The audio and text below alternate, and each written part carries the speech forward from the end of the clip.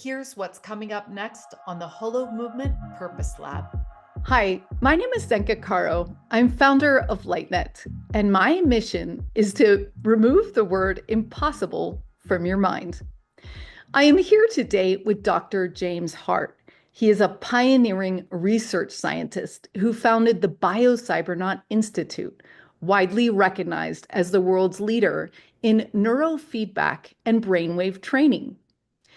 He has spent over 4 decades focused on alpha and theta brainwave training to unlock human potential and altered states, normally reserved only for master meditators. He has a PhD in psychology with a background in physics and math, which enabled him to devote his career to this incredible science. He has published works in peer-reviewed journals, and he has a book called The Art of Smart Thinking, where he lays down his theory that happiness, success, and even enlightenment is measurable and can be trained in the brain. I experienced his incredible 7-day deep dive in this neurofeedback training, and it is absolutely life-altering. His research shows that creativity can go up by 50% and IQs go up by 11.8%. It is incredible his contribution to the world to show us that our brainwaves are trainable and human potential has reached a new peak. My favorite part about this interview is where he talks about the moment that this research started to change his life. Joe's California girlfriend, Joanne Gardner, who later became his wife, she and I had become friends.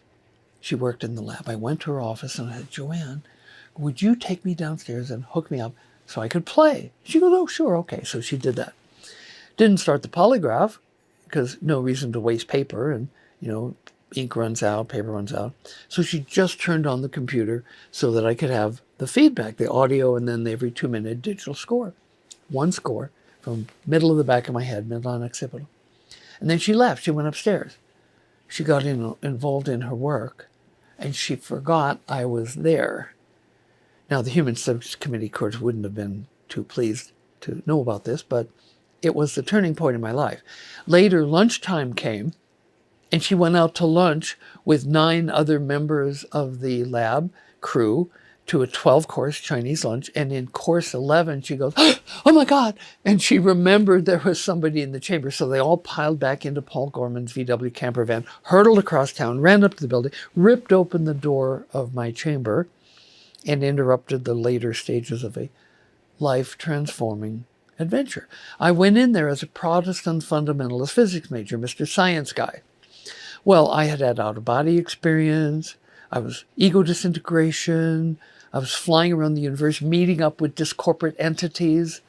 And this was quite a lot.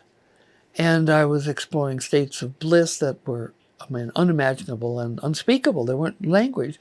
And then the door was open, and there's 10 people standing there. And they're, of course, Joe is worried, like, oh, is he okay? Am I going to be in trouble with the university or whatever? And so I come out, and Joe starts interviewing me, like, well, what did you do? So I started telling things that had happened. And Paul Gorman, who in that VW camperman with his wife the summer before had toured India, would say, oh, that's a meditation experience. I'd say something else. Oh, that's a meditation experience. And so, I knew the word meditation. I could spell it, but I had no idea what it was. And I'd certainly never done it. I'd never wanted to do it. I'm Mr. Science Guy.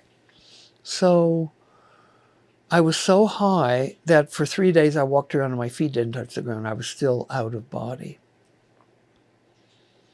But then the summer was over, and I don't know whether it was pre-planned or decided I would go back to Pittsburgh and I would register for grad school in psychology. I somehow, at some level, I knew I was going to be working with weird stuff. And I figured maybe if I got a PhD in psychology, I'd have somebody's stamp of approval on my rational mind so I could, maybe get away with it, maybe help others. So all I wanted to do was tell people about this incredible experience. This was not my life purpose, but all I wanted to do was to tell people about this experience, about this incredible high. And some people understood, some people were afraid, some people wanted to do it. And so I registered for grad school. They really liked me, and they gave me a full scholarship and a stipend to live on. For more, watch the full episode, which will be aired on Monday. Or you can find this story on our podcast, Awaken Your Purpose. To find your passion and purpose, join us at hollowmovement.net/purpose.